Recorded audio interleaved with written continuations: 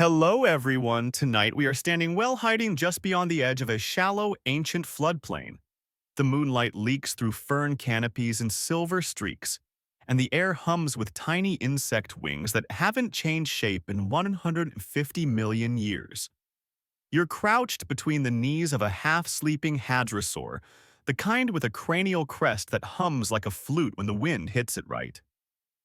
Above you in a soft dip of moonlight are 30 more bodies like this one nestled into the earth, as if trying not to exist at all. One eye is closed, the other very much not. So before you get comfortable, take a moment to like the video and subscribe, but only if you really like what I do here. And while you're at it, drop your location and what time it is where you are. Let's see who's still awake on this ancient watch with us. Now, turn off the lights, maybe turn on the fan for some soothing noise, and let's get started tonight. The nesting grounds stretch for miles. What looks like chaos from above mounds, shadows, ridges is actually a coordinated ballet of instinct. Every few feet, a dinosaur sleeps, or pretends to. You shuffle slowly between their scattered bodies, careful not to crunch anything too loudly beneath your feet. One of them stirs when your breath hits its nostrils. You stop moving. Its left eye opens wide and unblinking, gleaming back the moon like a polished mirror shard. The right eye stays shut, unmoving, sunk deep into rest. That half-awake gaze, it isn't unique, not here, not then. Across different species and scattered fossil beds, across what is now China, Argentina, North America, and Mongolia, paleontologists have found hints positioning, bedding orientation, body tucking that suggest some dinosaurs never gave themselves over to full sleep. Not entirely. They were too big to hide, too slow to sprint, too necessary to protect clutches of eggs buried under shallow mounds, hatchlings that squeaked even in sleep. And so they settled for something stranger, a compromise between wakefulness and rest. Modern birds do this. Uni-hemispheric slow-wave sleep. It's as clunky as it sounds, is the ability to let one half of your brain snooze while the other half stands guard. Ducks do it in a row, literally. The ones on the edge of the group sleep with one eye open, scanning for trouble. The ones in the middle, they get the luxury of a full blackout. Some dolphins and seals do it too, though. Their version involves floating in slow spirals so they can surface for air mid-nap. Practical, but it'd make a terrible mattress commercial. Now, nobody's dug up a fossilized dinosaur brain mid-sleep. Yet. But when you start lining up the hints, their nesting positions, the alignment of sleeping bodies to environmental features, their potential vulnerability during sleep and eerie pattern forms. It's not just where they laid, it's how they laid. Facing the wind, facing the slope, facing the moon. Why the moon? That pale, crater-pocked face isn't just nightlight ambiance. For many species today, it's a cue o'clock, a calming or maddening force depending on your place in the food chain. Turtles hatch by it, wolves sing to it. Coral reefs time their love lives to it. Some of your ancestors probably used it to decide when to plant crops or when to quietly panic. For a creature like Mei Long, the sleeping dragon fossilized mid-tuck in Cretaceous China, the moon might have been more than scenery. It might have been a metronome, a guidepost for when to risk sleep and how much of it to risk. That little dinosaur curled its tail under its neck like a bird, folded its legs under the torso, and buried its head between limbs. It didn't look scared, it looked responsible. The wind shifts in our imaginary floodplain. You hear the distant rumble of something large and mostly teeth moving far off in the trees. None of the sleeping dinosaurs react, except one. It twitches its tail, not enough to rise, just enough to signal to the moon that it heard something. You've been told dinosaurs were lumbering, slow, dumb, that they plodded along like walking hamburgers until a meteor told them to stop. But when you look into the still open eye of this hadrosaur in half-sleep, you don't see dumb. You see calculation. You see patience. You see an animal that's been betrayed by nighttime one too many times. Historians still debate whether such vigilance arose purely from predation or was wrapped into mating migration or even social rank. Some suggest that keeping an eye open wasn't just about survival, it might have been about appearing strong. You don't want to be the only one blinking in a courtship display if blinking makes you look like lunch. Of course, we can't ask them. We can't even ask the birds that inherited their sleep habits. If you've ever watched a pigeon nap with one eye closed and one eerily open, you've already seen a glimpse of the past. And possibly an ancient distrust in weather apps. Quick side fact since we're here in the dark together. Did you know that flamingos sleep while standing on one leg, not to balance better, but because it costs them less energy? That's right. Standing on two legs takes more muscle engagement for them. Some birds will literally save calories while snoozing. Honestly, we should unionize just for that kind of information. Back to our moonlit giants. The ones who stare, the ones who don't blink. The ones who sleep was part architecture, part gamble, part ancestral myth. If they closed both eyes too long, the price was everything. If they never closed either, well, even they needed rest.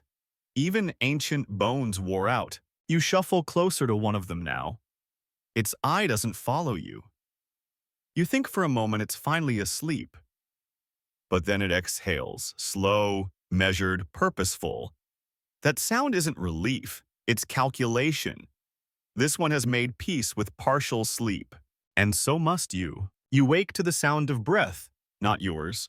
Not quite. It's deep and hollow like a cavern exhaling behind thick reeds. Something out there too far to see, too close to ignore, has just remembered it's hungry. You freeze, and so do they. Around you, the half-sleeping dinosaurs do not rise. They do not scream. One eye opens.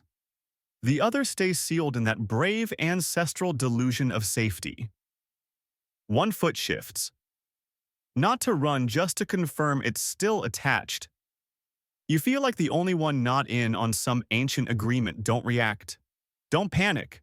Wait for it to pass. The predator never truly sleeps. That's a rule older than mammals, maybe even older than sleep itself, because when you're a predator, you can afford to blink first. When your prey blinking is a currency you can't spend often. In the Cretaceous night, terror was never cinematic. It was patient, and it was always watching. Somewhere in the dense underbrush, something stirs again. This time it's not subtle. You feel the ground shift beneath you like it's holding its breath too. The hadrosaur nearest you lifts its head just enough to let its good eye peer over a ridge. The eye is black, round, and very awake. You're not sure it ever really closed. It's easy to assume that the predators of the dinosaur age were mindless brutes. Big teeth, fast legs call it a day. But apex predators like Troodon dromaeosaurus and Nocturnovenator. Yes, that's a real name, try saying it before coffee had surprisingly complex nocturnal adaptations. Enlarged optic lobes. Forward-facing eyes. Pupils that drank in moonlight like wine. If they were the night's kings, then prey species were its insomniac poets. Historical fact. Troodon had one of the highest brain-to-body ratios of any non-avian dinosaur. Some paleontologists compare its intelligence to that of modern birds of prey, which makes it less like a reptile and more like a crow with claws and crows, in case you've forgotten hold grudges. So what did that mean for sleep for prey? Well, it meant you couldn't afford the luxury of oblivion. Not fully. The ancient herbivores had to evolve not just better speed, but better suspicion. And that suspicion didn't clock out at dusk. It stretched into the liminal hours when predators like Nocturnovenator stalked the moonlit clearings with steps soft as fog. The teeth weren't the scariest part. It was the quiet. And so one-eyed sleep was not a choice. It was survival, because closing both eyes was like putting out a welcome mat for extinction. And dinosaurs, despite the dramatic endings we like to give them, were not suicidal. They were careful. That same pattern predator pressure creating sleepless prey exists today. Ducks in urban ponds sleep less deeply than their rural cousins.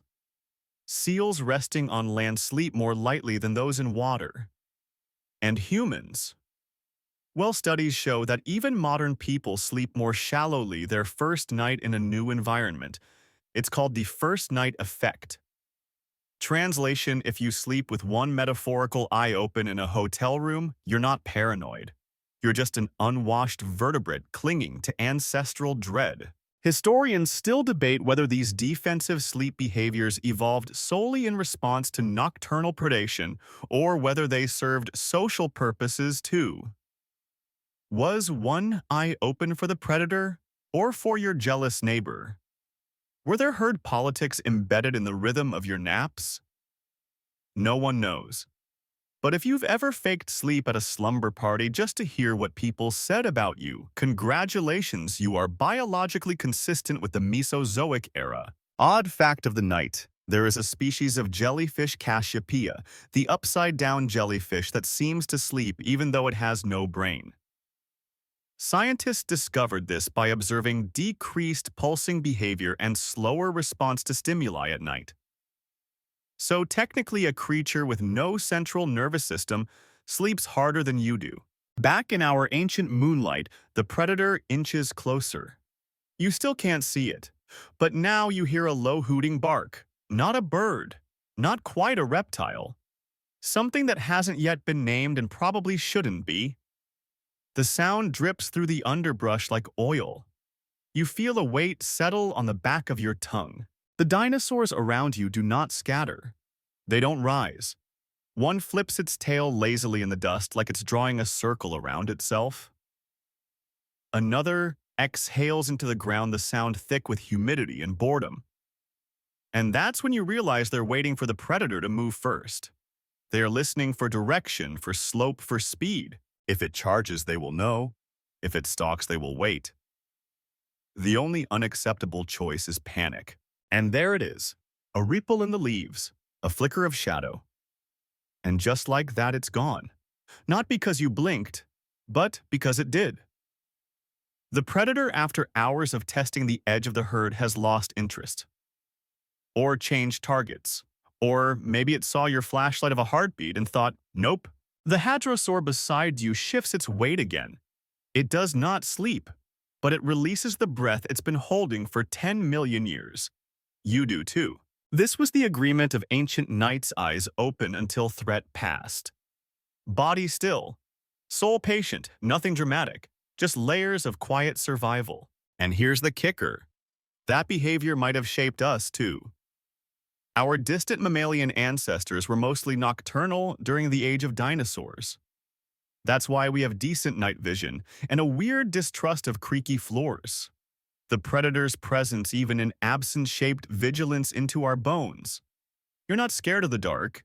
You're scared of being the only thing not looking. One last joke before we go. There's a theory that if humans had evolved to match the nocturnal vision of some dinosaurs, our eyes would be the size of oranges. So if you've ever been told you have big eyes, congratulations, you were almost a herbivore. The night calms again. The herd settles. The moonlight, indifferent as ever, watches. And you pretend to sleep. You don't remember falling asleep, which means you probably didn't. Instead, you coasted into that weird fog state where your body gets heavy, your thoughts get slow, and time turns into a sponge. Around you, the dinosaurs shift like old trees creaking in the breeze, quiet, careful, carrying their weight with all the drama of a sigh. But every so often, one eye opens, not in terror, just in case. Welcome to unihemispheric slow-wave sleep. Yes, that's the scientific term. No, you don't need to remember it unless you're planning to impress a sleepy paleontologist at a bar. What matters is the principle: half the brain stays awake while the other half naps like it's earned it. Birds do it. Dolphins do it. Ducks excel at it. And chances are some dinosaurs invented it. One hemisphere at a time. One eye open. One breath held just a second too long. You lie beside a juvenile ornithopod. It's small, twitchy, and clearly struggling with the whole concept of rest. Its tail flicks against the dirt like a ticking metronome. Its head tilts just so, and sure enough, only the right eye is shut. The left stares into the shadows like it owes them money. This is more than habit. It's neurological architecture. In birds, this kind of sleep shows up clearly in brain scans. One side hums at low frequency, the other buzzes with full awareness. The trick isn't just staying alert, it's being alert enough. You don't want to overheat your system by panicking at every leaf twitch, but you also don't want to be the one who never wakes up again. Now, we don't have fossilized dinosaur brains in mint condition, but we do have skulls. And inside some of those skulls, especially in theropods and certain hadrosaurs, we find asymmetry. One optic lobe larger than the other. One hemisphere with more blood flow. Are these clues or just the ghost of a headache? Historians still debate whether this indicates actual unihemispheric sleep or something stranger, like uneven environmental awareness or even migratory behavior patterns. But then there's behavior.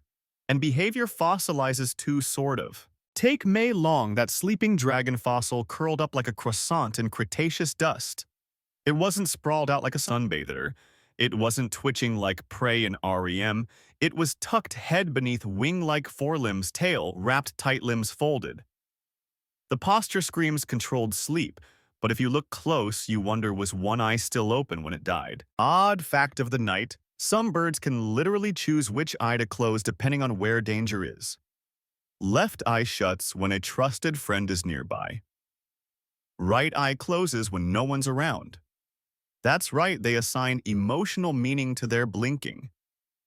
You probably do too, but it's less scientifically adorable. The juvenile beside you finally shifts into a deeper sleep. You watch its nostrils flutter, its chest rise and fall like slow waves, but its left eye still cracked open, just a sliver, like it's daring the dark to do something. The moon hangs low now, turning from white to that weird orange that makes everything look slightly haunted. You realize something uncomfortable. The dinosaurs have rotated their bodies subtly to match it. They're watching it, not directly, but like plants turning to face the sun.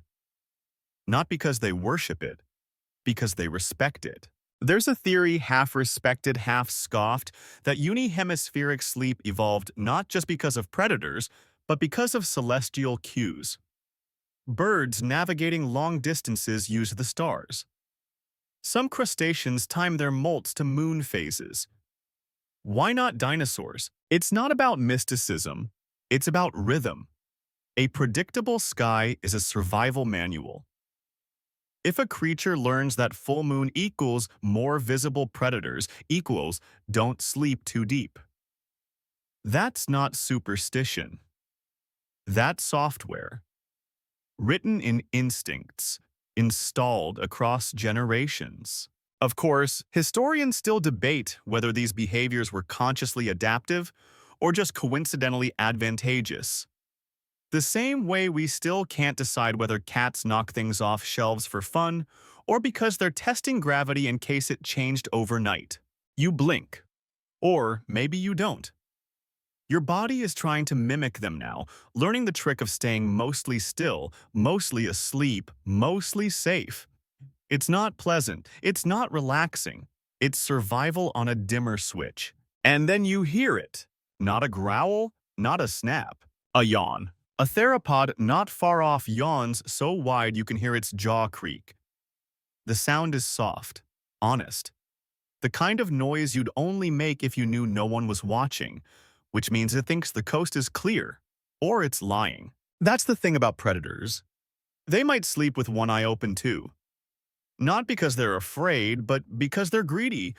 They don't want to miss an opportunity just because they needed a nap. In fact, modern predatory birds like owls and eagles also exhibit unihemispheric sleep. They don't need it. They just prefer it. Like the guy who sleeps in jeans because he might need to run.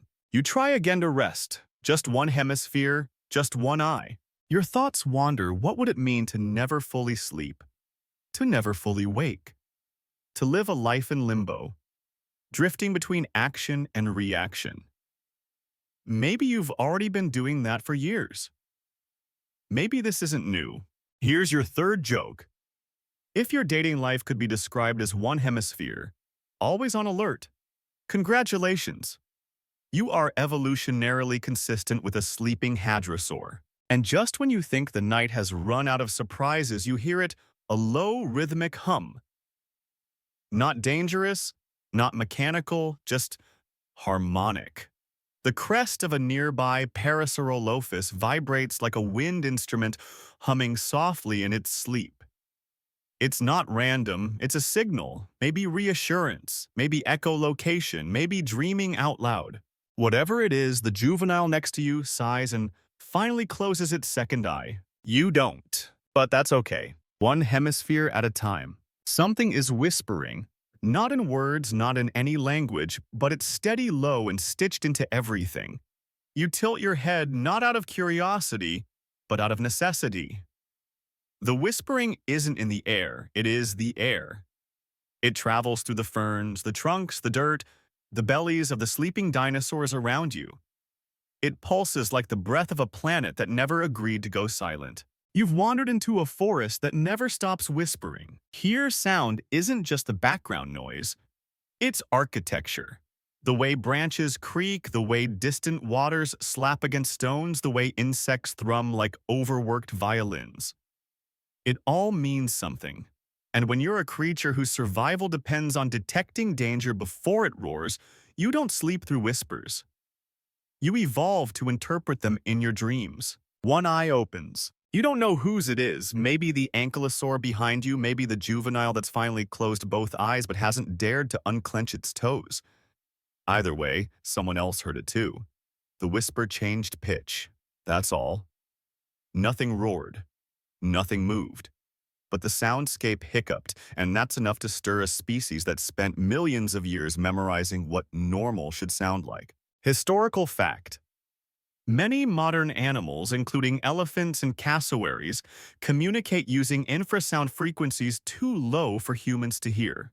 These vibrations travel through the ground, bouncing between roots and rocks, creating an invisible network of signals.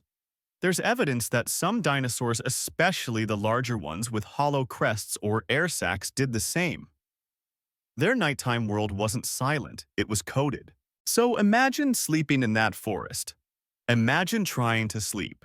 Every breeze, every tremor, every tree frog hiccup could carry a message: predator near, nest disturbed, water shifting, wind unfamiliar. Try snoozing through that symphony without your brain insisting on just staying up for one more hour. The hadrosaurs beside you hum in their sleep again. Not a song, a calibration. They're adjusting their position against the sound map of the forest. One rolls onto its side so its good ear, yes, good ear, faces east. You try not to laugh, but it's the kind of laughter that makes you exhale through your nose too hard. Odd fact of the night, giraffes in captivity often sleep lying down, but in the wild they typically stay standing, barely dipping into REM sleep. Why? Because when you're tall, it takes too long to get up again. Danger beats dreams. Every time. The same logic applies here. Dinosaurs that slept standing like some hadrosaurs, possibly even some ceratopsians, likely didn't do it because it was comfy. They did it because lowering yourself was an invitation. And in a sound-rich forest like this, predators had GPS guided by every snapped twig and crushed leaf. Historians still debate whether the dense, whispering Cretaceous forests created more pressure for vigilance than the open plains of earlier periods. Some argue forests offered more hiding places and therefore, ironically, more opportunities to sleep. Others believe the opposite. The claustrophobic acoustics amplified every small movement, every growl turning slumber into a gamble with long odds. You test the whisper for yourself.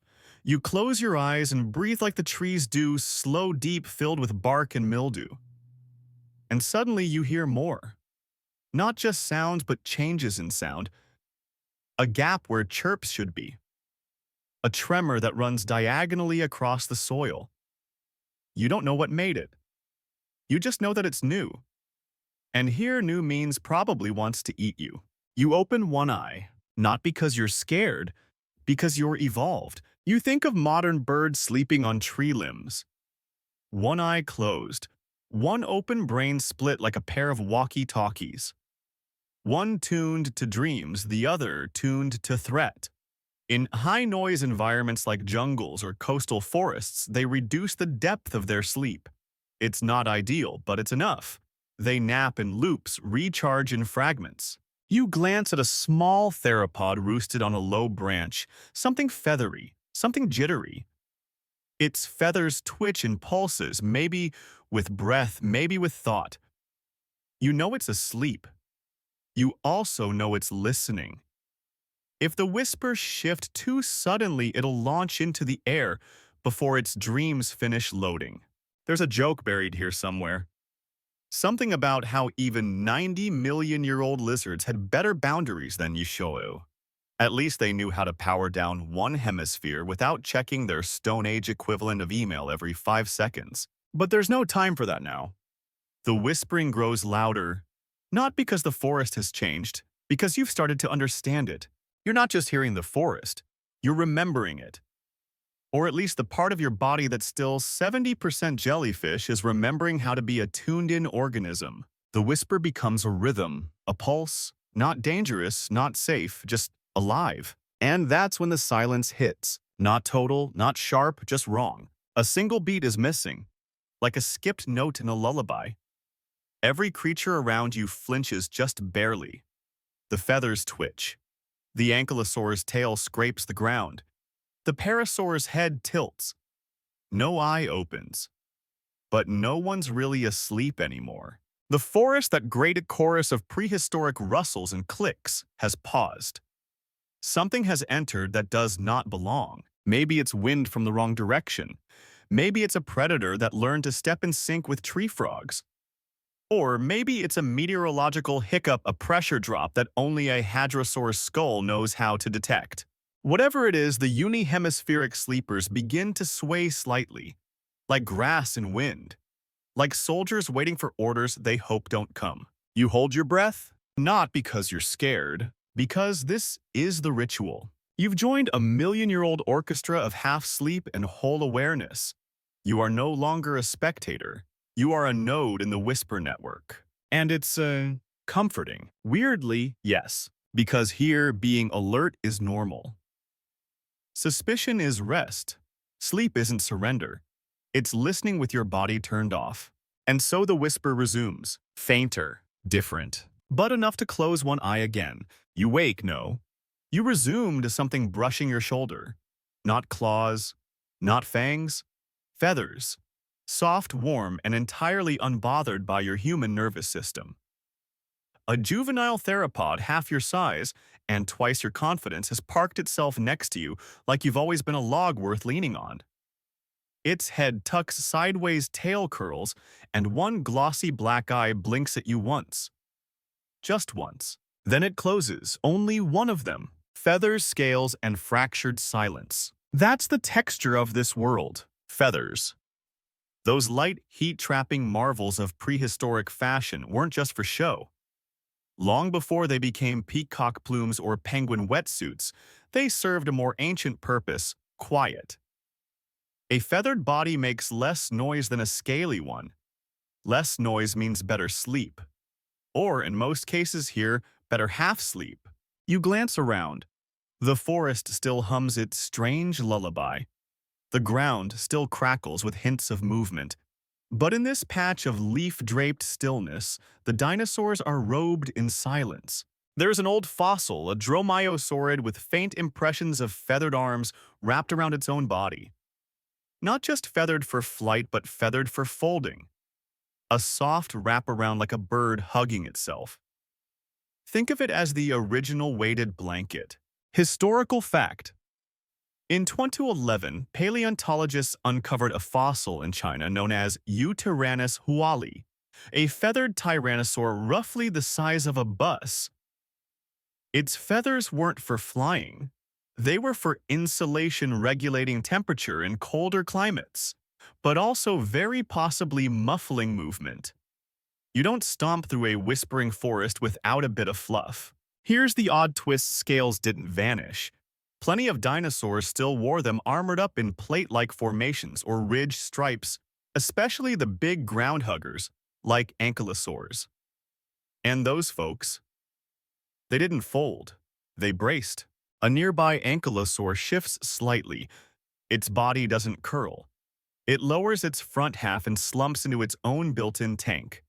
No feathers, no fluff, but its tail, that club of prehistoric authority, rests against the tree like a drawn line. Come any closer, and you'll be leaving here shorter than you arrived. Some dinosaurs didn't bother hiding.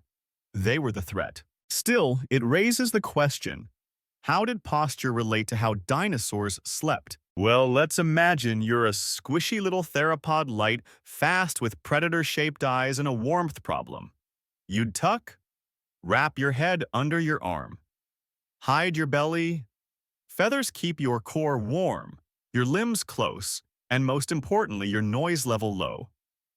You become a whisper inside a whispering world. Now imagine you're a 10-ton hadrosaur. No feathers, just meat skin and a neck longer than your sense of humor. You'd sleep differently, maybe standing, maybe half kneeling, maybe in short bursts, syncing with the herd's rhythm like a choreographed yawn parade. You can't afford to tuck because getting back up might take all morning.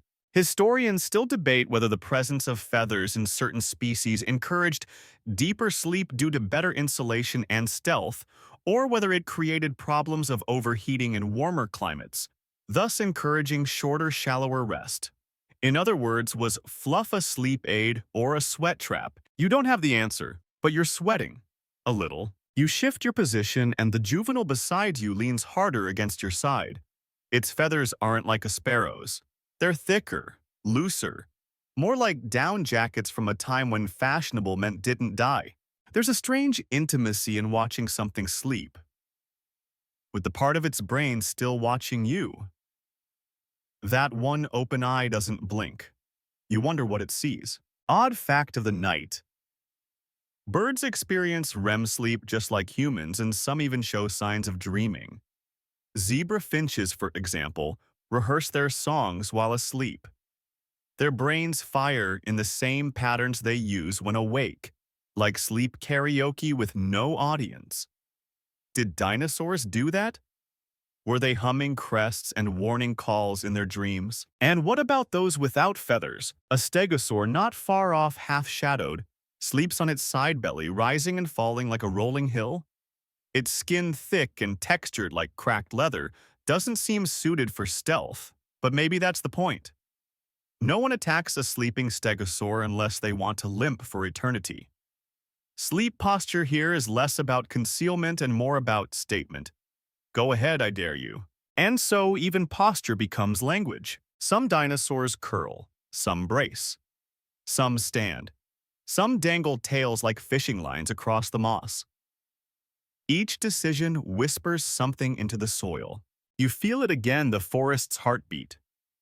That strange low rhythm, but this time it feels closer, more physical, like you're part of the drum. You close your eyes, just one. You try to imitate the posture of the juvenile beside you, tucked shoulder, curved tail, one arm looped beneath the chin. You don't have feathers. You definitely don't have the right limb proportions. But somehow the shape feels familiar, like every childhood nap in the back of a car, like curling under blankets when the thunder says hello. This is how animals say, "I'll be okay." Probably. Here's your third joke for the night. If you've ever used a hoodie to avoid conversation while pretending to nap, congratulations, you are evolutionarily aligned with a dromaeosaur on its emotional last legs. The night deepens. The trees lean in. Nothing roars, nothing attacks, and still no one truly sleeps. The juvenile next to you finally shuts its second eye. Not in surrender, in calculation. It's made a judgment call. You're not a threat. The forest is steady. The hum is right. You wonder what it dreams of. Running, eating. Finding the one tree that squeaks back when you peck it. You. Probably not. But still it's chosen to rest. That's trust, or foolishness, or maybe the two are the same thing in a forest this old. You stay still, you listen. Your body doesn't sleep, but your doubt does. And the feathers rustle once more. The moon is higher now, brighter, colder, like someone polished it just to spite you. It casts silver streaks over the forest canopy, and for a moment you swear the shadows stretch longer when you're not looking. You blink. Only once. The forest doesn't. Everything here has a rhythm, but not all of it is yours. The moon as a metronome. It sounds poetic until you realize it might have been a terrifyingly precise scheduler of sleep migration and the calculated timing of vulnerability. In the modern world, you set alarms on a phone. In the Mesozoic, the moon set them for you, whether you liked it or not.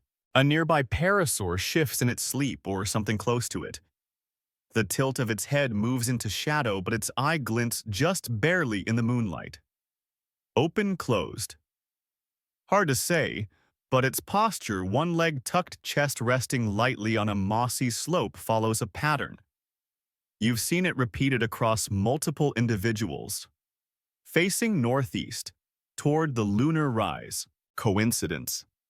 Maybe, but that word doesn't get much use out here. Historical fact. Modern animals. Birds, reptiles, and even some mammals demonstrate lunar-driven behavior. Migration in birds, spawning in fish, even hunting efficiency in lions, changes with moonlight levels. That's not folklore. That's biological clocks wired into everything with a pulse and a deadline. And if a tiny fiddler crab knows when the full moon is coming, you better believe a dinosaur with a 6-foot skull could keep count too. So what does that mean for sleep? Imagine your body feeling the full moon before it rises. Not in some astrological sense, but biologically. The way tides feel the moon. The way wolves sense it in their lungs. Now imagine you're trying to sleep in a world that reacts to that brightness with teeth. Tonight is a waxing gibbous if you're wondering. Enough light to spook the mammals. Enough shadow to hide something that walks wrong. You watch as the small theropod beside you adjusts again. Not randomly. It pulls its tail slightly inward, rolls its weight toward the base of a root, and nestles its open eye between two fronds. Just enough cover to keep watch. Just enough light to silhouette anything foolish enough to approach. And still it breathes evenly. Not panicked, not startled, just timed. Historians still debate whether lunar synchronization in ancient animals was tied to predator evasion breeding behavior or environmental cycles like plant blooming or insect swarms. Some argue that light sensitivity was just a side effect of eye structure, not an adaptive behavior. Others insist that the moon was more than a light, it was a calendar. Odd fact of the night, some coral reefs time their mass spawning events to the full moon. Not just the night, the minute. All the coral at once releasing gametes like underwater confetti in a synchronized fireworks show. The logic, safety, in overwhelming numbers. Also the moon told them to. Back in your forest, the moon brightens another patch of ground and a few dinosaurs respond instinctively. One steps forward out of a denser thicket, not panicked, not searching, just adjusting, like it wants its shadow to fall a certain way, like it needs to feel where it's vulnerable. You've never seen anything so large move so deliberately. And here's the trick, no sound accompanies this moonlit shuffle. Just motion. Calculated, practiced motion. You realize then up tonight isn't a duration, it's an arrangement. The entire herd, every lone skulker and ground-curled juvenile, is syncing itself to the moon's arc. Not to rest at once, but to rest in turns. Like a symphony without a conductor, each player picking up the melody of sleep just as another drops it. You glance at the sky. The moon's moving. Of course it is, it always is. But now you feel it. Your breath slows to match its glide. One eye shuts, one thought lingers. And then laughter. Not out loud, not really. But in your head. Because if you've ever found yourself wide awake at 3:07 a.m. for no reason at all, and blamed the vibe, guess what? You may just be a dinosaur with performance anxiety. Another dinosaur, this one feathered and tall, lets out a low throaty sigh. Not a warning, a sync point. A vocal note that matches the moment when the moon tips past the tree's midpoint. The others respond by settling, not sleeping. Settling. Sleep behavior here isn't random. It's choreographed. Moonlight doesn't just illuminate, it delegates. And you follow. You adjust your posture just slightly, shifting your back against a knot of root and moss. Your open eye finds the light. Your heartbeat quiets. You're not safe, but you're timed. Your third joke of the evening. If you've ever adjusted your bedtime because your cat starts screaming at the moon around 11:30, congrats. You've been outvoted by lunar consensus. You're living in someone else's sleep schedule. You close your eye. One of them. Let the moon keep time. Let the forest hum its syncopated lullaby. Let the predators plan poorly. And if you dream, make it short. Because the moon moves quickly. You wake or you dream you do to a sharp click. Not a threat, just a foot adjusting its grip on a branch.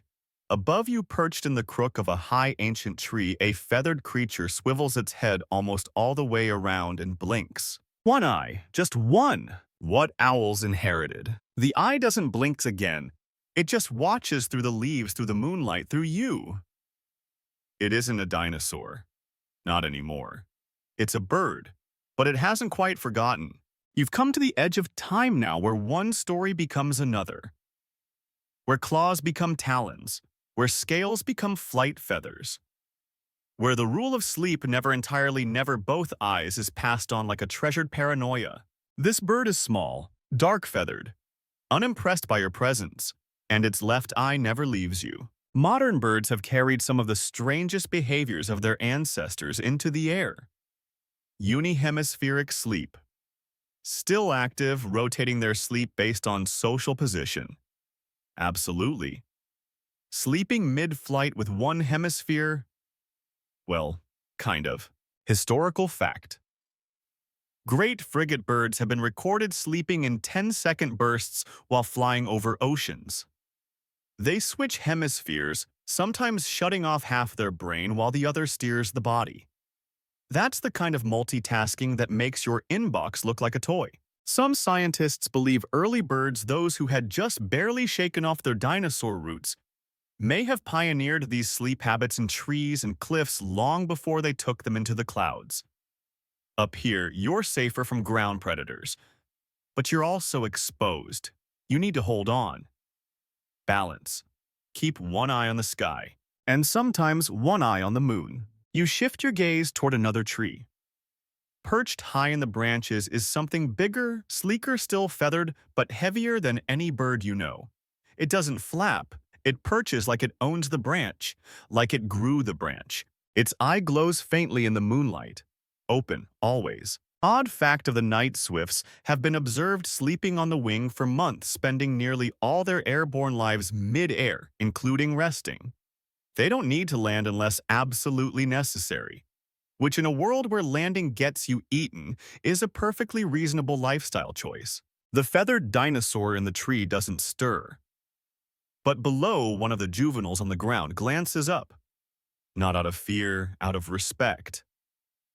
There's an agreement here. Some of us keep watch, some of us breathe deeply, some of us run only when the sky blinks first.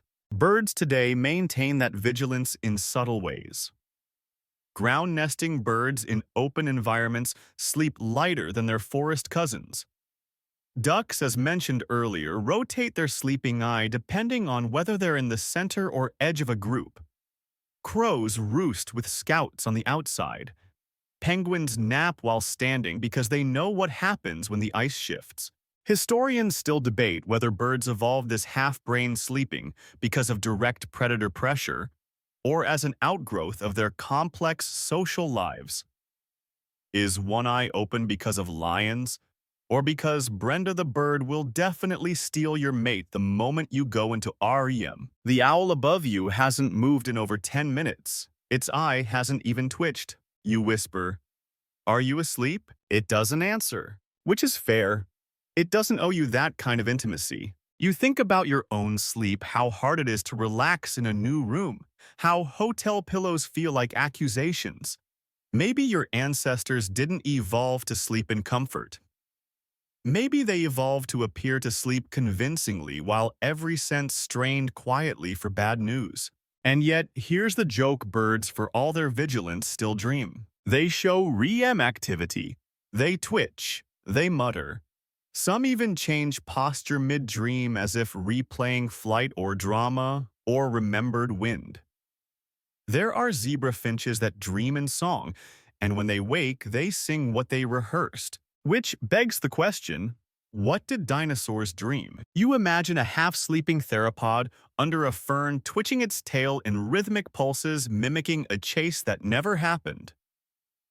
You imagine a sleeping sauropod dreaming in pulses of warmth sun mud, the low echo of a herd's footsteps. Not stories maybe, but sensations. Dreams as fossils buried in brainwaves. Above you the bird finally shifts. One claw loosens, then grips again. The feathers bristle, then settle. The open eye closes. The other one opens.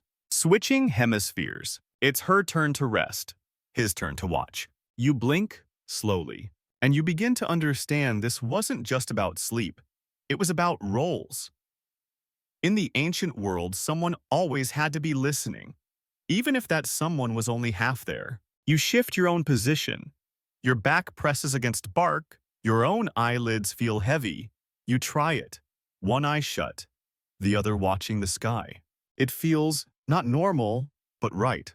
The owl's gaze meets yours again, just for a beat. You think neither of us is truly awake, but both of us are enough. There's a shape in the dirt. You don't notice it at first. The forest floor is riddled with so many overlapping shadows and crushed ferns that a depression in the soil doesn't draw attention. But then your eye adjusts. Not your full vision, just the eye that hasn't shut since dusk. It catches something subtle. A curve. A contour. The echo of something that once exhaled and never got back up. The sleeper in the sand. You inch closer, careful not to crunch any twigs. The ground dips slightly, like someone nested there recently and left behind a body-shaped imprint. And nestled within it, barely raised above the surface, are bones. Small ones, delicate, perfect. It's the fossil of Mei Long, the sleeping dragon. Curled into itself, head tucked beneath its arm-tail, wrapped like a scarf around its feet. It's not a skeleton sprawled out in dramatic agony, it's comfortable.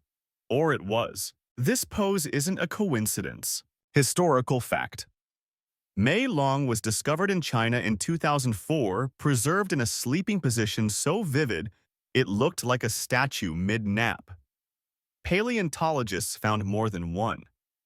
They weren't just random fossilizations, they were preserved moments of sleep, possibly interrupted by a sudden volcanic ash fall or sand collapse. Time caught them mid-rest and never let go. You crouch by the imprint, imagining the moment, a young troodontid tucking into itself as the world quieted. Not in panic, in routine. It had done this before, maybe every night. One eye closed. Maybe both. But probably not. That posture, the head curled beneath a wing-like forelimb, limbs folded tight, feels eerily familiar now. You've seen the juvenile theropods around you do it. You've tried it yourself. It's not just sleep, it's defense, it's architecture. Odd fact of the night, some desert rodents today sleep in spirals, their tails coiled around their noses to conserve moisture in dry air. Evolution doesn't waste design. It repurposes old shapes for new purposes. A curled dinosaur and a desert mouse might have more in common than either would admit. The whispering forest around you fades slightly as you focus on the imprint. The way the body curves suggests more than rest, it suggests strategy. A dinosaur sleeping like that could cover its most vulnerable organs. It could reduce heat loss. It could... Wait, that's the unsettling thought. What if it wasn't asleep at all? Historians still debate whether Mei Long died in true sleep or in a protective freeze response, an instinctive curl before a sudden environmental threat. Like the last thing it felt wasn't a yawn, but the rumble of distant ash. Still, the pose holds tight, still calculated. A nearby dinosaur stirs in its nest. A larger troodontid, possibly a cousin to Mei Long, stands in a shallow scoop of sand surrounded by egg-shaped impressions. It's not nesting exactly, it's remembering, repeating a pattern that worked once and maybe worked again. You watch as it steps out of the depression and lets its body settle. The movement is practiced. It doesn't test the dirt first. It already knows. You blink at the thought maybe sleep posture was inherited, not just genetically but culturally, like bedtime rituals. Maybe young dinosaurs watched their parents tuck themselves just so with tail here and neck there and thought, that's how you survive the night. Imagine the bedtime instructions. Tail up, nose down. Don't let the feathers drag. One eye open just in case. You reach out to touch the fossil, and your fingers hover over a tiny ribcage that hasn't moved in 125 million years. There's a weight to this moment not just of time, but of habit. This creature didn't just die curled up. It lived curled up. Every night. And now, here you are curling beside it. There's another fossil found not far from the same region, an oviraptorid sitting atop a nest, wings spread over eggs like a feathery roof. Not dead in battle, not hunting, just sleeping with responsibility, parental stillness, guarded rest. You wonder if the position of the sun or the moon determined which side of the body they curled on, whether shadows mattered, whether wind mattered, or whether it was just muscle memory and bones now frozen. You shift your own body into a more tucked pose, knees drawn up, one arm under your head. It's awkward at first, then surprisingly easy. Your spine bends into the same question mark shape. You feel your breathing slow. You wonder if this is how Mei Long felt. Not safe, just prepared. Third joke of the night. If you've ever fallen asleep on public transport by curling into yourself and pretending no one can see you, congratulations, you're reenacting one of the most ancient instincts in vertebrate history. Bonus points if you kept one earbud in just in case. The moonlight shifts. A shadow crosses the fossil as a larger dinosaur steps nearby, careful not to crush anything. It glances down, recognizes the shape and pauses, just for a second, as if paying respect or remembering. Then it walks on. You watch the last sliver of moonlight slip from the curve of fossilized bone. The forest seems to hush. And suddenly, you realize something. Maybe the danger wasn't always from predators. Maybe the reason dinosaurs slept curled in nests and tucks was because the Earth itself was the enemy. Volcanic ash dust storms, sudden cold snaps, flash floods. You didn't just have to sleep against claws. You had to sleep against the world itself forgetting to be kind. And so the sand still holds the sleepers. Their curled poses aren't fear. They're resilience. And now you two curl half in tribute, half in instinct. The forest watches, one eye open, always. The moon is fat now, bloated and smug, hanging above the trees like a ghost that forgot why it came. You've stopped checking the time. There is no time here, only light. And the light keeps watching you. The mirror in the sky, it reflects nothing you give it. You could scream or blink or cry and the moon would stay exactly where it is, unbothered, luminous, and untouchably ancient. And yet in this forest of half-sleep and half-closed eyes, everything seems oriented toward it. Not just spatially, biologically. Like the moon isn't just a rock, it's a regulator. You shift your position slightly. Your side aches, and your neck has molded itself into a prehistoric question mark. A nearby theropod flutters one set of feathers, adjusting like a sundial, and turns its gaze toward the moon without moving its head. You're not imagining it. Something in these animals tracks the moon like a ritual. Not worship exactly, not superstition, but obedience. Modern scientists have a word for this circa-lunar rhythms. They're like circadian rhythms, but lunar. Some animals don't just align their behavior to day and night, but to the 29 and a bit day lunar cycle. Reproduction, molting, migration, all of it sync to the waxing and waning of that giant celestial stopwatch. Historical fact. The Palolo worm found in the Pacific times its emergence and spawning with such lunar precision that humans have built annual festivals around it. The worms appear only during the last quarter of the lunar cycle in certain months, never earlier, never later. Nature set the clock and they obey. Could dinosaurs have had circa-lunar instincts? Historians still debate whether the moon influenced dinosaur behavior beyond light exposure. Some argue there's no evidence of lunar-linked behavior in fossil records. Others point to nesting patterns that appear cyclical across broad geographic areas, suggesting some kind of synchronized behavior, maybe seasonal, maybe lunar. And in the background, paleontologists keep quietly collecting data. Egg clutches found at regular spacing. Fossilized trackways that show mass movement in predictable intervals. You can't carbon date a sleep schedule, but you can squint at the fossils long enough to see a pattern. Odd fact of the night, certain tribes in Central Africa have oral traditions describing animals that go quiet on moonless nights and others that move with white-eye fever when the moon is full. They didn't need microscopes, just memory. Maybe dinosaurs had the same thing, patterns passed not in stories but in sleep. You glance up again. The moon is directly above now, washing the forest in a light that feels wrong. Not evil, not divine, just too much. It catches the ridges on a nearby dinosaur's skull, illuminating not just its profile, but its attention. It's awake, or half. A juvenile nodosaur armored and still shifts the tip of its snout toward the moon. Its nostrils flare, not in fear, in recognition. The behavior spreads. Not in chaos, not in panic, just adjustment. One by one, the animals reposition, not dramatically, a head tilt, a tail drawn in, a step backward into shadow. You do the same. Why? Because it feels wrong not to. The forest's tone shifts, not quieter, sharper, as if the plants themselves are leaning away from the light.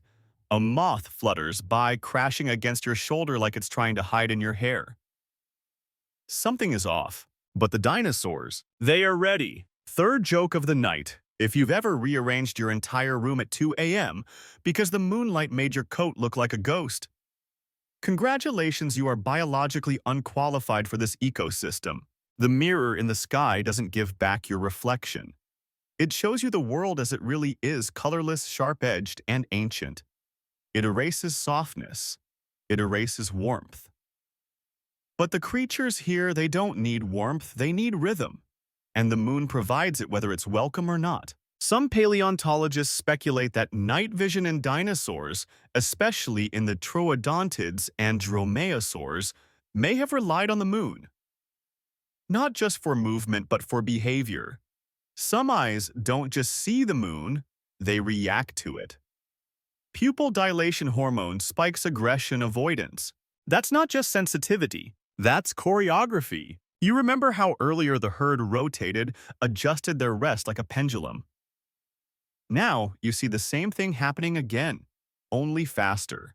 The moon hit its apex, and now it's slipping. The dinosaurs begin to relax. Heads lower, breaths lengthen. Not all of them, but enough. You realize you've been holding your breath for several minutes. Let it go.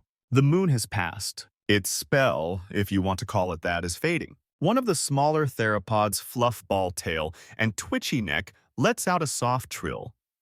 It's not a call, it's an exhale, and the forest begins to soften with it. Somewhere in you, a very modern part is asking for proof. Data. A lunar calendar etched in bone. A chart of sleep patterns tracked in fossilized melatonin.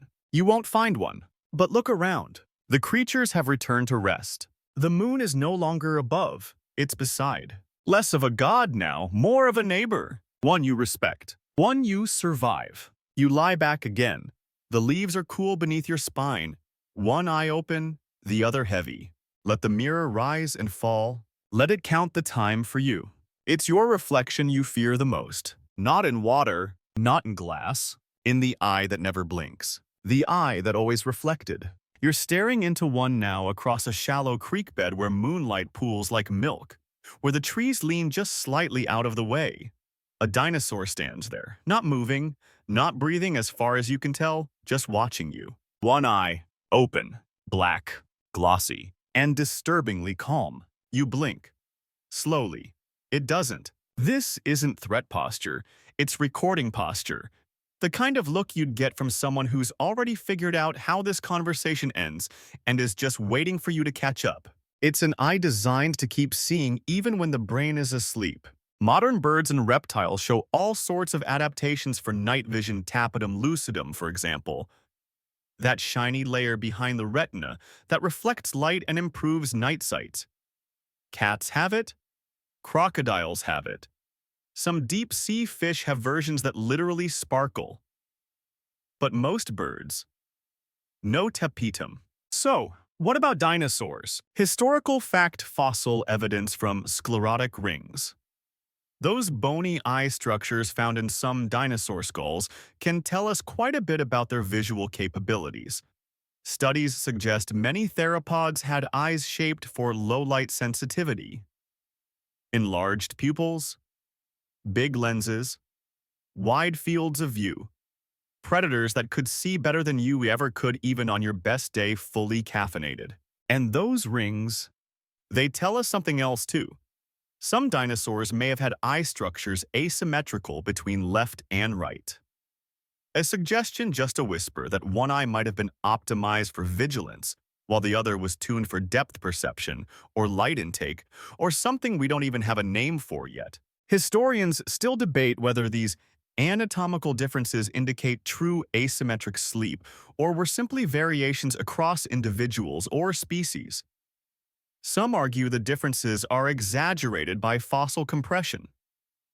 Others point to consistency across distant species and raise an eyebrow. But let's ignore them for a second. Let's just stare back. The dinosaur across from you still hasn't moved. The rest of the herd is quiet. Most are asleep, or pretending to be. But this one, it's doing something else. Not guard duty, not dreaming. Remembering. That's the only word you can land on.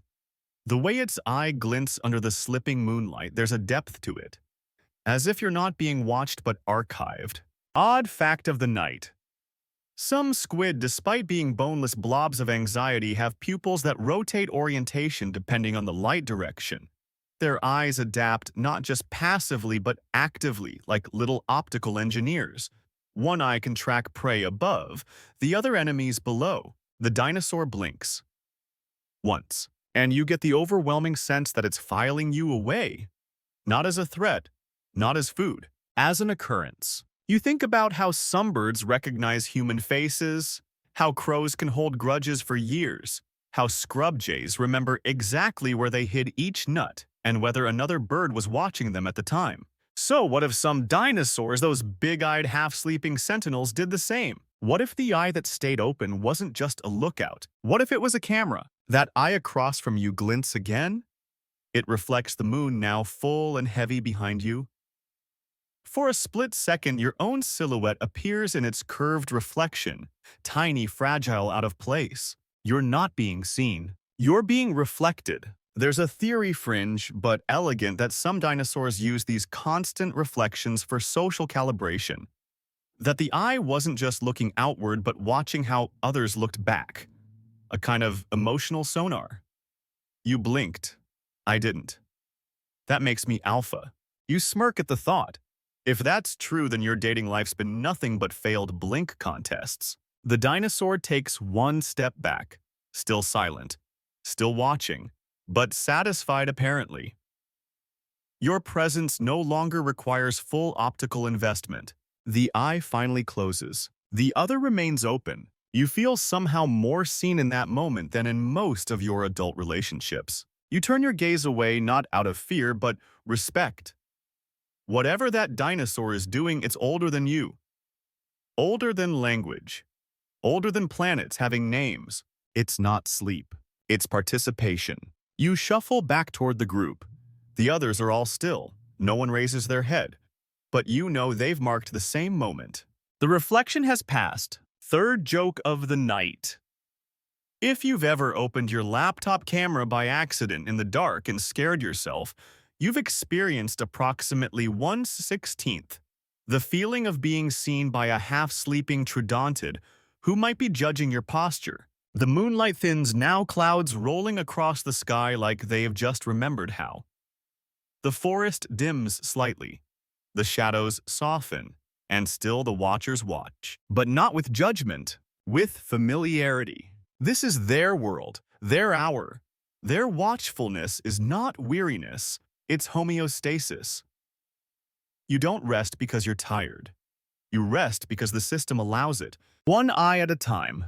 The dinosaur across the creek bed turns its head slightly, just enough to shift the reflection of the moon into its other eye. Then it holds still again. It's keeping the moon inside. And maybe that's what it's all about, not sleep, not silence, not survival. Maybe dinosaurs didn't sleep with one eye open just to avoid death. Maybe they did it to keep the moon visible, always. Just in case it stopped shining when they weren't looking. You haven't moved in a while. Not because you're tired, though you are, but because something in your body has begun sinking to the forest. You're not resisting the rhythm anymore. You're part of it. The breathing, the whispering, the turning toward the moon, and now for the first time the quiet feels fragile, sleepwalking through extinction. The phrase hits you like cold breath down the neck. It's poetic, sure, but also literal. Because as the forest darkens further, as some unseen bird croaks a note that sounds like a question, you realize some of these creatures didn't wake up from this night. Some didn't wake up from the century, or the one after that. You shift your gaze to a group of dinosaurs farther downhill. Smaller hadrosaurs, maybe a migrating herd curled around the edges of a dry stream bed.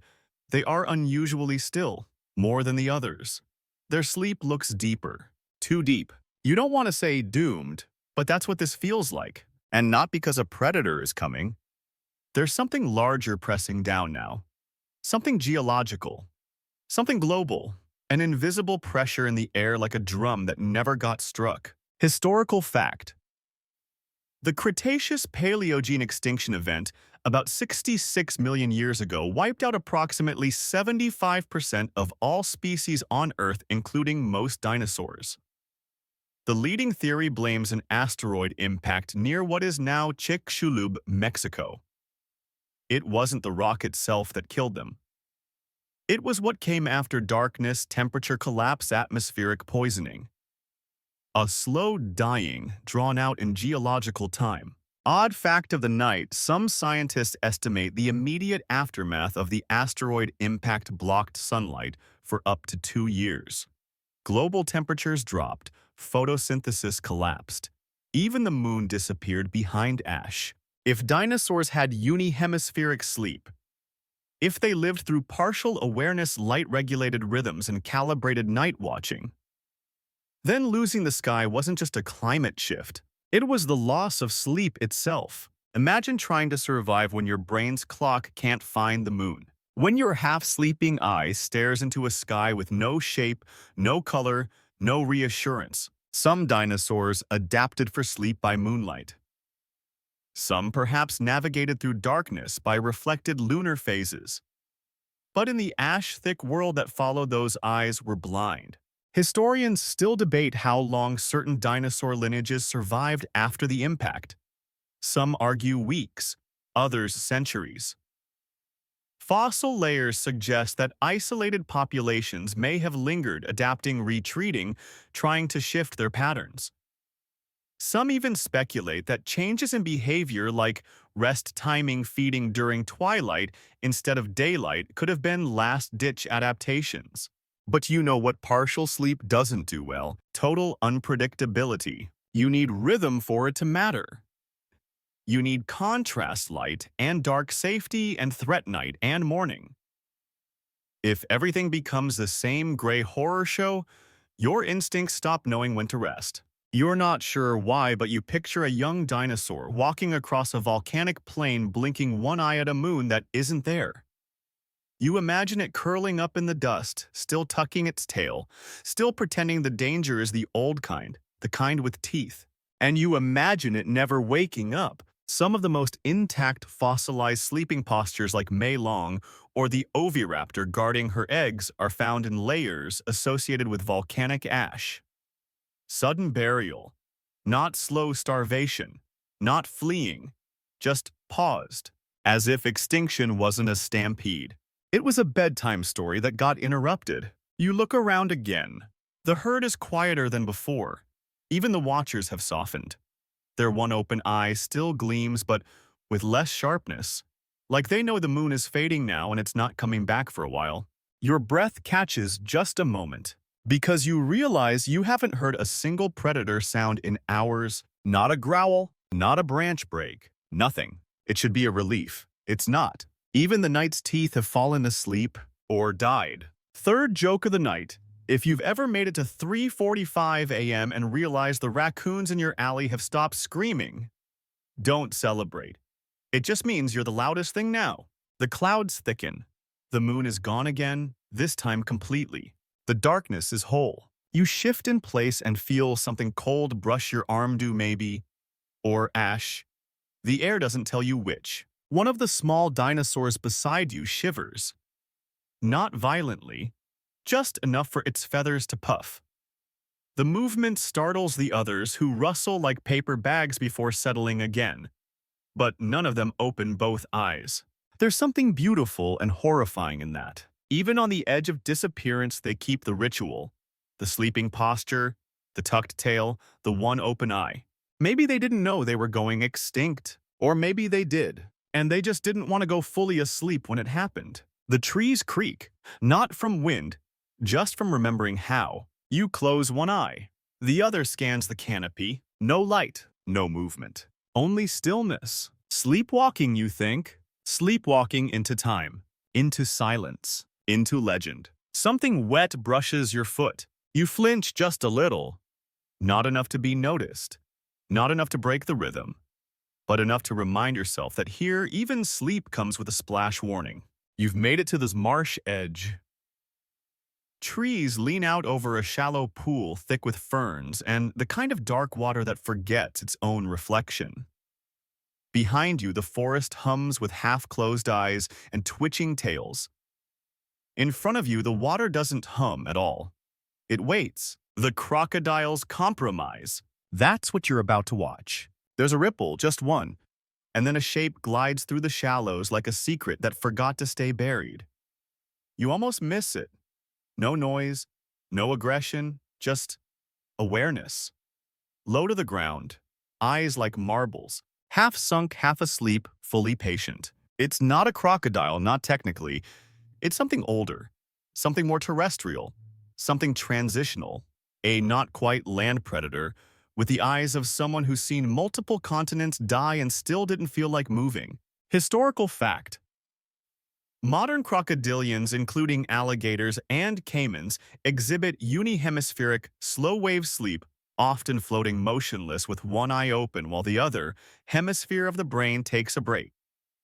They can rest for hours without surfacing, adjusting only slightly to remain balanced between death and breath. It's a tactic, a compromise. The predators sleep too, but only the parts that aren't hunting. You crouch lower, watching the ancient reptile ease itself between mossy stumps, its eyes shimmering in the last bit of reflected starlight. You'd call it grace if it didn't also feel like judgment.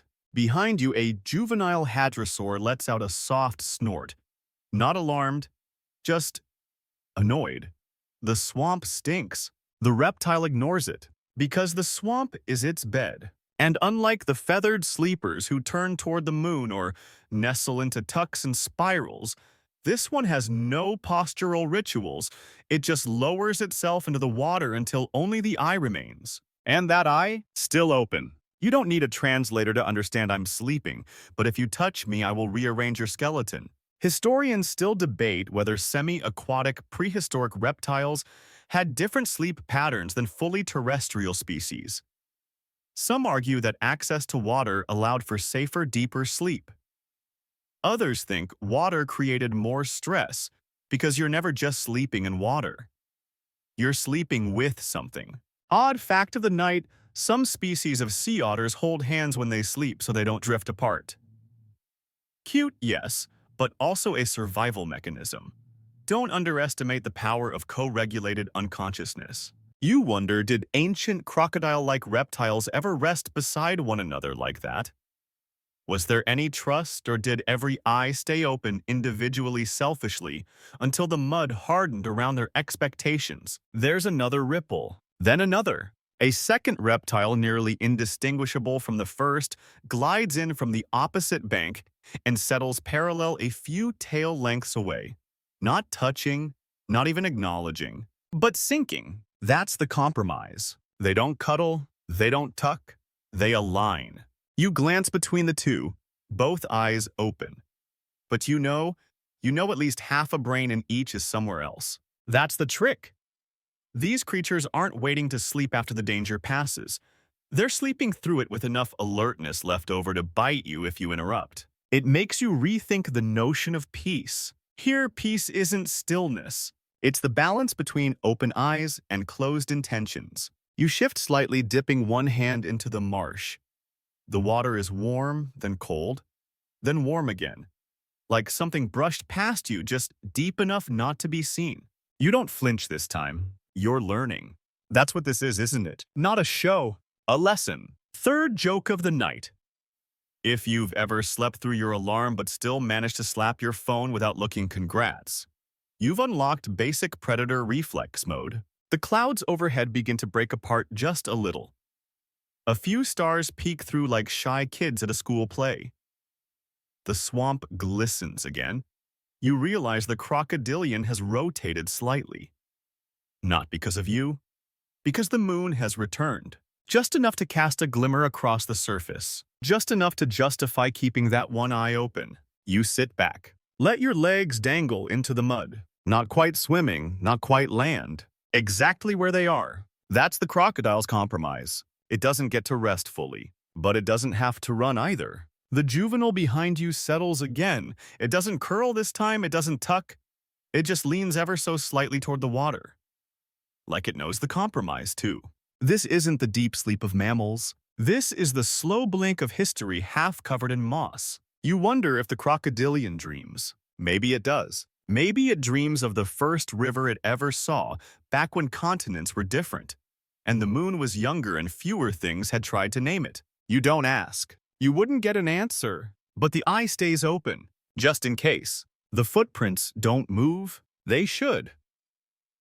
You've been staring at them for nearly half an hour, and in your sleep-deprived, moon-soaked state, you're half convinced they're going to get up and walk away without their owner. But they don't. They just wait. 3 toes pressed deep into the silt. Rounded heel pad.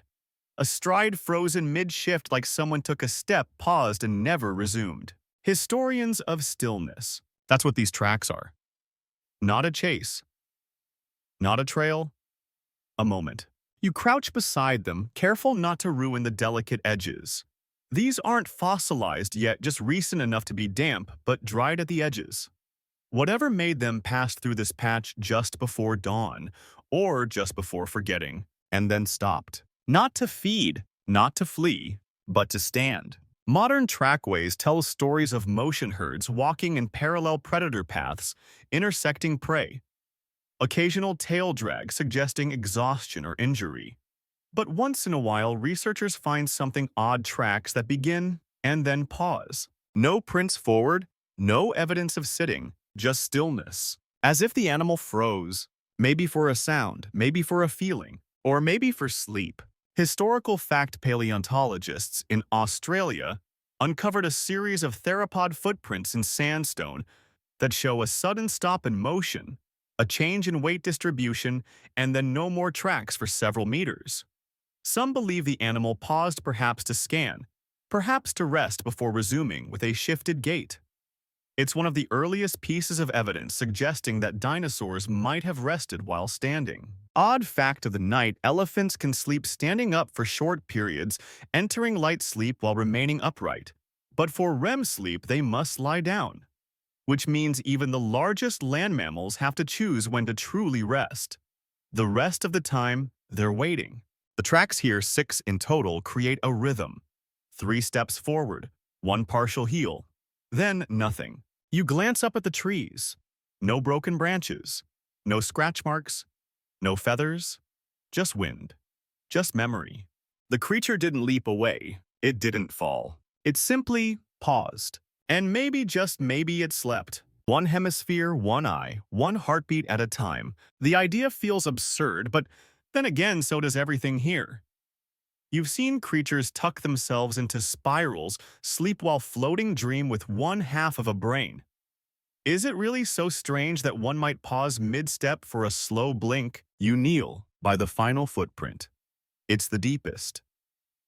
The toes curl just slightly inward, as if the animal curled its foot down gently, deliberately into the soil, like pressing a thumbprint into memory. Then nothing. No drag, no chaos, no turn. Just stillness. Historians still debate whether dinosaurs could sleep while standing. Some believe only smaller species would have rested in nests or dens, while larger ones developed standing rest patterns to accommodate their size and environmental pressures. Others argue that bones don't support it literally. That joint lock mechanisms required for upright sleep just weren't there. But the tracks don't care. They remember the moment, not the theory. You lie down beside the final print, matching its angle, mirroring its stance with your spine against the earth. You let your arms rest by your sides. The soil is cool and soft, molded by ancient steps. Your body doesn't sink. It listens. And something shifts in you. The idea of stillness isn't passive here. It's active. This footprint wasn't made by a fleeing animal. It was made by one confident enough to pause in the middle of motion. Sleep doesn't always arrive in a nest. Sometimes it finds you mid-step. Third joke of the night. If you've ever stood in front of your fridge at 2:17 a.m. and forgotten why you're there, congrats. You've recreated a prehistoric rest pose, minus the fridge. A low rumble echoes from far away. Not thunder, not predator, just earth movement, deep, slow tectonic stretching, the kind that dinosaurs used to ignore like background music, the kind that shaped valleys between their naps. You glance at the tracks again.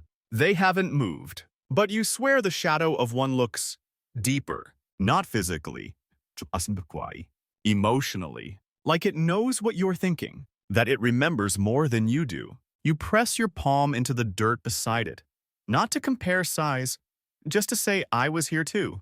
One still body, one half dream, one shared pause. The wind shifts, the trees lean, the birds don't call, the footprints remain. And the stillness is complete, not dead, not broken, just paused, until someone remembers to move again. The wind changes. It doesn't howl or crack. It decides. A direction, a temperature, a scent you don't recognize but instinctively avoid. The kind of shift that makes your skin tighten and your pulse hesitate. And every creature around you, sleeping, half sleeping, pretending, responds in kind. Heads lift, tails tighten, eyes open. One moon, two instincts. You sit upright now, no longer trying to mimic their sleep. It's gone anyway, peeled off the forest like a mask. Not with panic, with clarity. Something has entered this moment, not a predator, something older than that. Doubt. The dinosaurs around you are still. Still tucked, still curled, still in nests they built with memory and patience. But now they flick their eyes back and forth, not just one open, one closed, but both shifting slightly. Not sleeping, not fighting. Waiting for a vote. Because that's what this is, a split. Some of them trust the moment.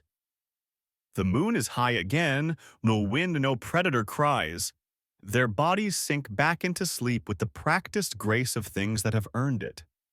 One eye closed, rhythm resumed. But others don't. They stay rigid, open-eyed, alert.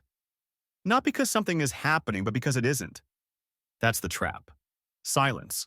Too perfect, too still, like a breath held by something that doesn't breathe. You realize even in a species, even in a herd, instincts don't always agree. Some brains say rest, others say run, or at least don't blink yet. Historical fact: within modern bird flocks, not all individuals sleep at the same time. Vigilance is distributed. A few remain alert, while the others enter deeper rest stages. Studies show that the ones who've recently eaten or are injured sleep more. The others keep watch. It's a system built on uneven trust. Odd fact of the night: meerkats assign actual night guards before turning in for communal naps. They rotate. They even nudge each other awake. Dinosaurs didn't have that luxury, not in language, but in behavior. Who's to say the tension tonight feels biological? As if somewhere deep in the cortex, or whatever the dinosaur equivalent was, there's a switch that never settles for long. Every moonlit rest has a shadow clause. Sleep only until the silence feels strange. One young ceratopsian beside you blinks slowly. It was asleep a moment ago, deeply enough to snore. Now it sits up.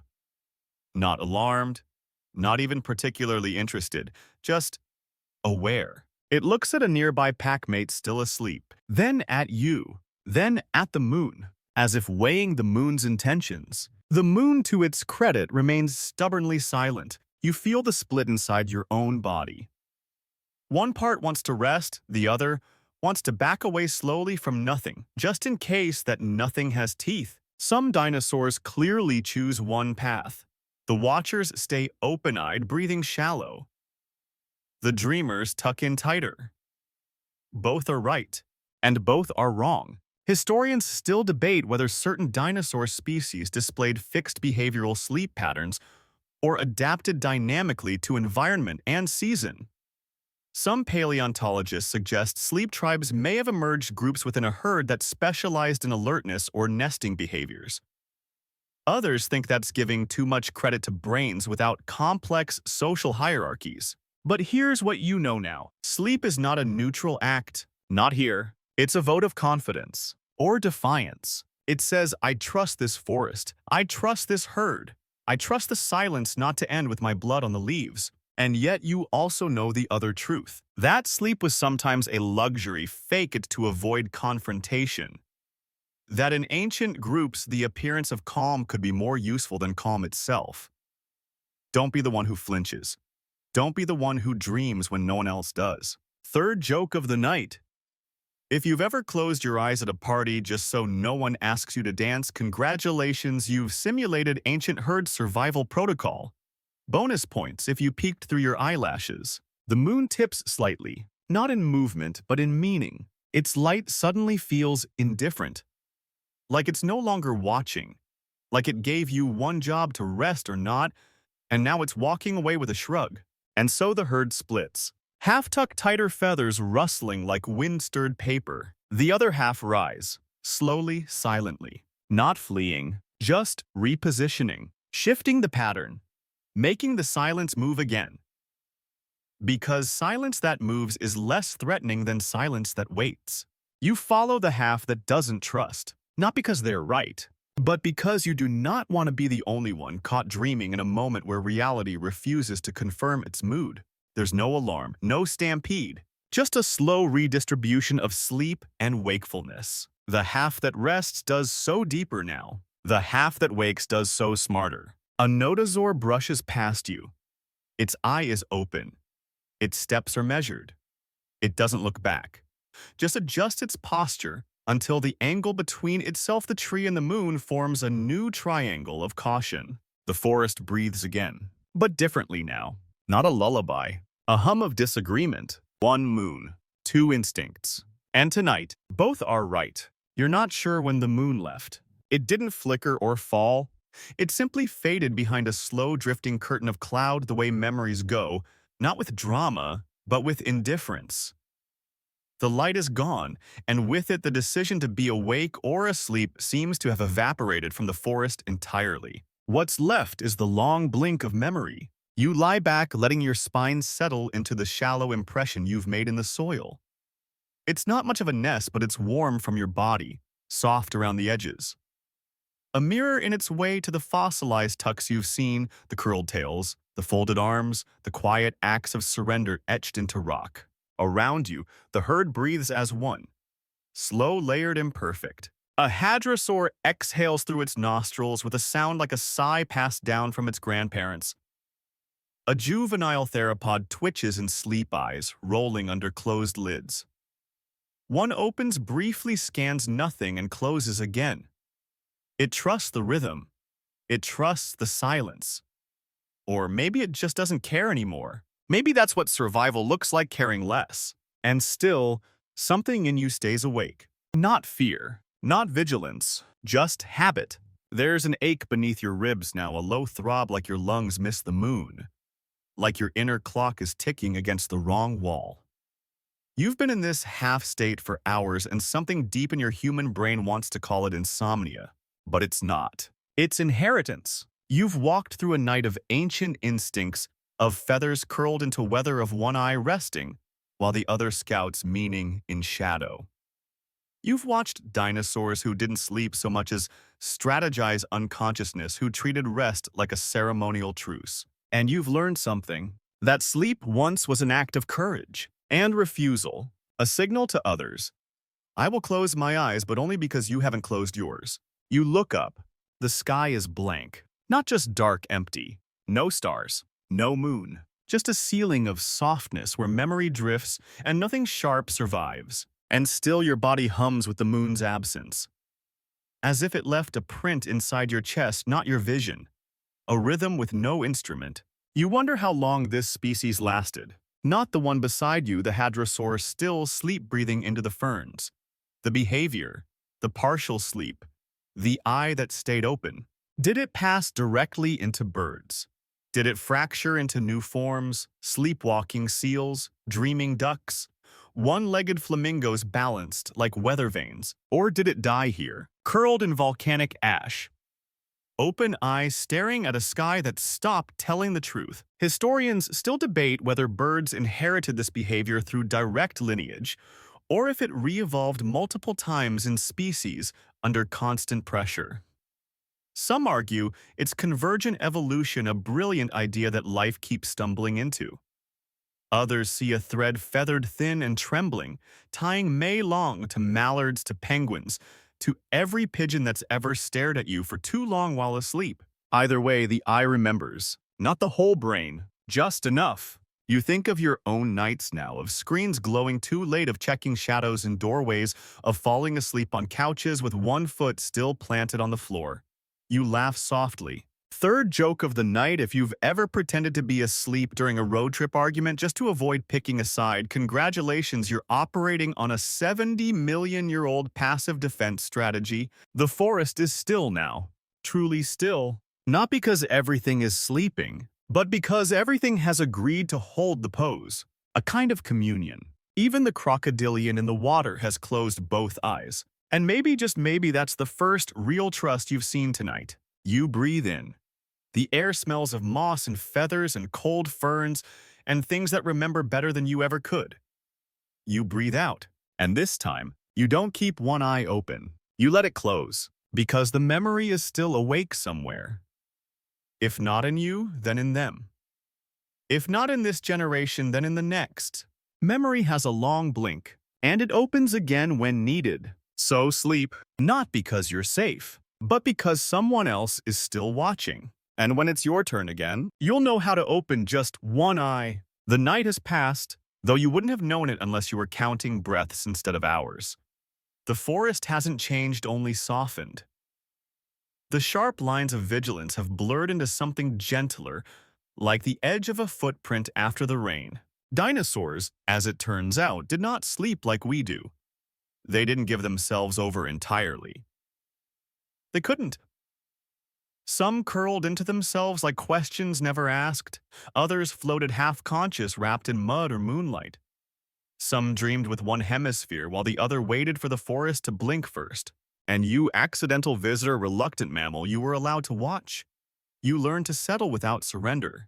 to listen without flinching, to trust a silence only because someone else had been listening longer.